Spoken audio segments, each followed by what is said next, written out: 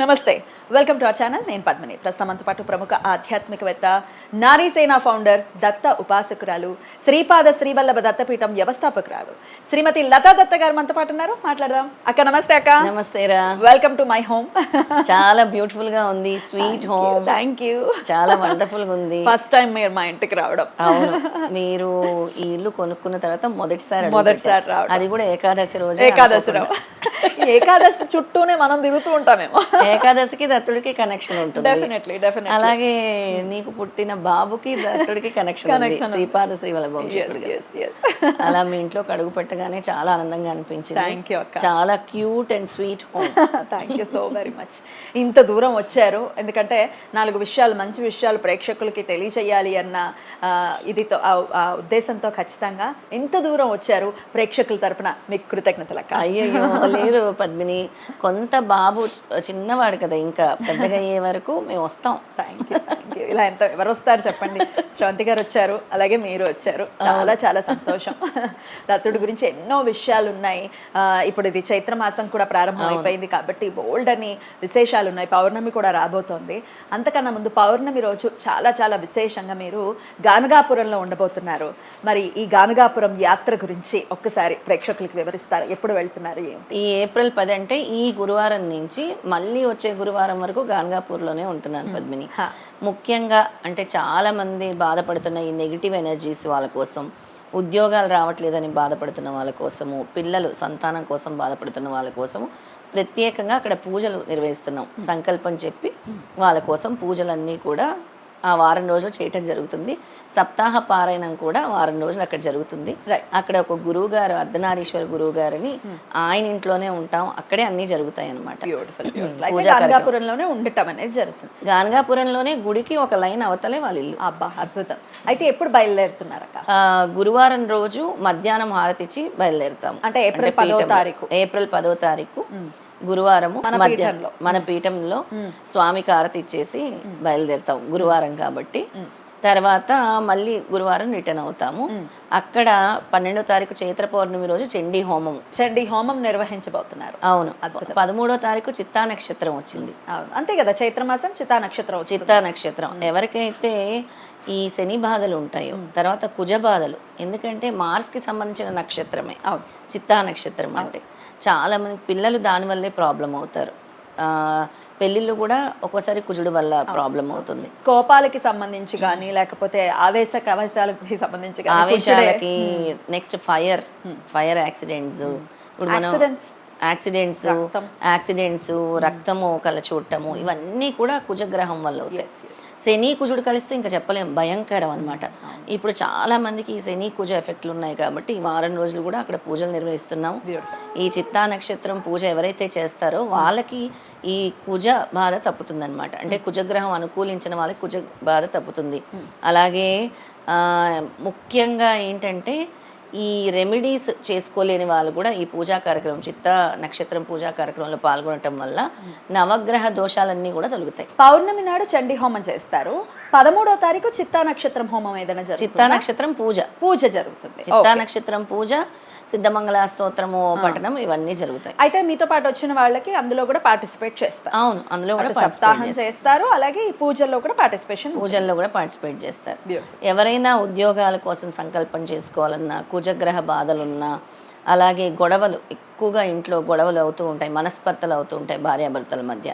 అలాగే నవగ్రహ దోషాలు, ఏ గ్రహ దోషమైనా సరే చిత్తా నక్షత్రం పూజ వల్ల తొలగిపోతుంది అనమాట.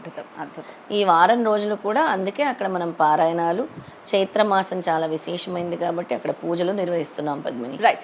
చైత్ర పౌర్ణిమ ఈ సంవత్సరంలో వచ్చేటటువంటి మొదటి పౌర్ణిమ. అవును, చాలా చాలా విశేషంగా పౌర్ణమి అంటేనే మనకి చాలా అద్భుత సకల కళలు కూడా సంతరించుకొని ఉంటాడు అటు చంద్రుడు. అలాగే చైత్రమాసంలో వచ్చేటటువంటి పౌర్ణమి రోజు పుణ్య నదుల్లో కనుక, జీవనదుల్లో కనుక స్నానాలు చేస్తే అలభ్య పుణ్య యోగం కూడా కలుగుతుంది అనేది చదవటం జరిగింది. అక్కడే అష్టతీర్థాలు ఉన్నాయి, అందుకనే ముఖ్యంగా అక్కడ అష్టతీర్థాలు ఉన్నాయి. అష్టతీర్థాల్లో ఎవరైతే అష్టతీర్థాల్లో స్నానం చేసి స్వామిని దర్శించుకుంటారో సమస్త పాపాలు నశిస్తాయి, సమస్త గ్రహదోషాలు తొలగుతాయి, సమస్త ఆరోగ్య సమస్యలు కూడా తొలగిపోతాయి. ఆరోగ్యానికి ముఖ్యంగా భీమా అమరజ నదిలోనే స్నానం చేయమనేవారు స్వామి. అక్కడ ఔదంబర వృక్షం చుట్టూ ప్రదక్షిణలు, అశ్వత్థ వృక్షం చుట్టూ కూడా ప్రదక్షిణలు చేస్తే మనకుండే పీడలన్నీ కూడా తొలుగుతూ ఉంటాయి అన్నమాట. ఆ పీడలే మెయిన్ అందరినీ పట్టి పీడిస్తూ ఉంటాయి. అవును అవును. బ్లాకేజెస్ అంటాం మనం, అవన్నీ కూడా వదిలిపోతాయి. ఇది ఒక అద్భుతమైన అవకాశము.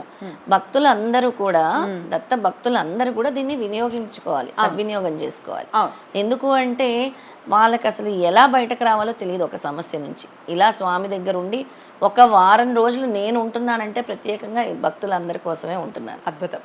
ఇక చండీ పీఠం వదిలేసి మీరు అక్కడికి అంటే వెళ్ళటం అంటే ఖచ్చితంగా అది ఇంత ఎండల్లో, ఇంత ఎండల్లో కానీ కంఫర్టబుల్ గానే ఉంటుంది అక్క. అంటే మీరు ఫుడ్ అకామిడేషన్ అన్ని మీరే అరేంజ్ చేస్తారు? అన్ని అరేంజ్ చేస్తాం స్వామి ఇంట్లో. అంటే బేసిక్ గా మన ఇంట్లో లాగైతే ఎక్స్పెక్ట్ చేయకూడదు, కానీ మనకు తగిన విధంగా చేస్తాం. ఇక చండీ హోమం గురించి చెప్పక్కర్లేదు. చైత్ర పౌర్ణమి రోజు ముఖ్యంగా చండీ హోమం అంటే విశేషమైన ఫలం. ఎవరికైతే సక్సెస్ కావాలో, విక్టరీ కావాలో, అలాగే ఎక్కడైతే ఈ చండీ హోమం చేస్తామో అక్కడ చుట్టుపక్కల ఓరా కూడా చేంజ్ అయిపోతుంది. ప్రతి మనిషిలో నెగిటివ్ ఎనర్జీస్ కూడా తొలగుతాయి. విజయానికి సంకేతం చండీ హోమం. ఆరోగ్యం కోసము, అలాగే ధనం కోసము, అన్నిటి కోసం కూడా చండీ అమ్మవారి ఆరాధన చాలా విశేషమైనది. అద్భుతంగా. అసలు నెగిటివ్ ఎనర్జీస్ ఉంటేనే నృసింహ సరస్వతి దగ్గరికి వెళ్తారు. ఆ స్వామిని దర్శించుకోవాలి. అక్కడ మనం చూస్తూనే ఉంటాం నెగిటివ్ ఎనర్జీస్తో బాధపడే వాళ్ళు అక్కడ వాళ్ళ చేత నిద్ర చేయించడం, ఆ బాధల నుంచి బయటపడడం అనేది జరుగుతుంది. అక్కడుండి స్వామి దర్శనం చేసుకుంటూ కలియుగంలో చండిని వినాయకుడిని ఆరాధించాలి అని చెప్తూనే ఉంటారు. అవును. సో అక్కడుండి స్వామి అంటే స్వామి సన్నిధిలో అటు చండిని కూడా ఆరాధించడం అనేది నిజంగా చాలా చాలా చాలా విశేషమైన ఫలం ఇస్తుంది. అంటే తొందరగా జరుగుతాయి. పౌర్ణమి రోజు ఏం చేసినా మనం ఉట్టప్పుడు చేసిన హోమానికి, యజ్ఞానికి, మంత్రానికి కంటే కూడా పౌర్ణమి రోజు చేసింది 1000 రెట్ల ఫలితం ఉంటుంది. చాలా తొందరగా స్వామి అనుగ్రహిస్తారు.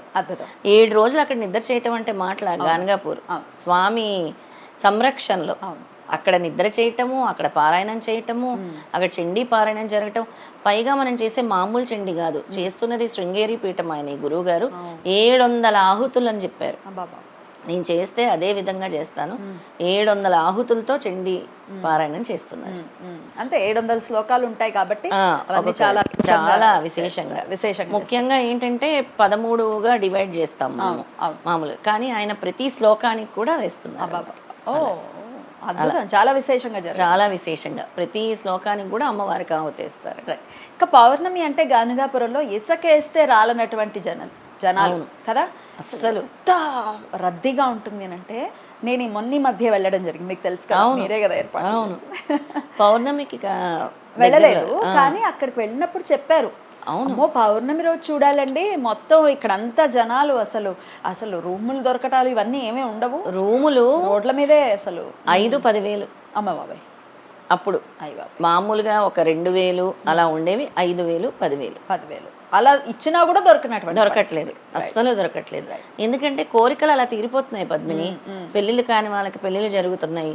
5 పౌర్ణమిలకు ఎవరైతే గాన్గాపురం వస్తారో, 5 పౌర్ణమిస్ కంటిన్యూ గాన్గాపురం వచ్చి సంకల్పం చేసుకొని వెళ్తారో వాళ్ళ కోరికలు వెంటనే నెరవేరుతున్నాయి. అద్భుతం. స్వామి ప్రత్యక్షంగా ప్రతిరోజు కూడా భిక్షకి స్వామి అక్కడికి రావటం అనేది జరుగుతూ ఉంటుంది. కోరికలు అనేవి తృణప్రాయం ఆయనకి, అంతే కదా. అద్భుతం. ఏప్రిల్ 10వ తారీఖు నుంచి 17వ తారీఖు వరకు కూడా గానుగాపురంలో ఉండబోతున్నారు లత గారు. మరి లత గారితో యాత్ర చేయాలి అనుకున్న వాళ్ళు కింద స్క్రోల్ అవుతున్న నంబర్స్కి కాల్ చేసి రిజిస్టర్ చేసుకోవాల్సి ఉంటుంది. అన్ని లత గారే అరేంజ్ చేస్తారు కాబట్టి చక్కగా మీరు వచ్చి ప్రశాంతంగా అక్కడ సప్తాహం కావచ్చు, చండీ హోమం కావచ్చు, చిత్తా నక్షత్ర పూజ కావచ్చు, ఇవన్నీ కూడా చాలా ప్రశాంతవంతంగా చేసుకోవచ్చు. మరి రాదలిచిన వాళ్ళు కింద స్క్రోల్ అవుతున్న నంబర్స్కి కాల్ చేయండి. రైట్ అక్క, thank you so very much. నమస్తే. నమస్తే. జై గురుదత్త. శ్రీ గురుదత్త.